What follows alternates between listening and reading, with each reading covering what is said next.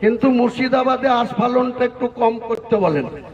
আমি যেদিন ময়দানে মুসলমানদের নিয়ে নেমে যাব না, সেদিন এমন ছাটা ভাঙা মাছ শুরু করব যে আপনাদের পতাকা বহন করার লোক থাকবে না। কেস ওরকম কেস আমাদের বহুবার জেল খাটা আছে।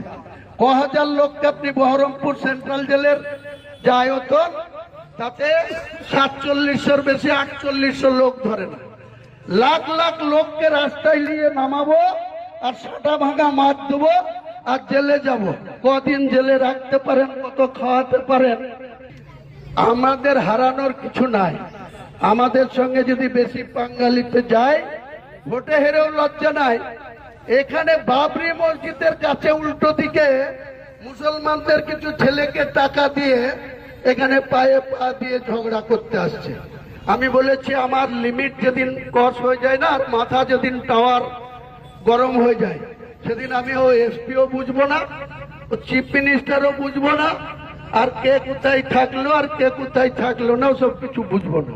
এখানে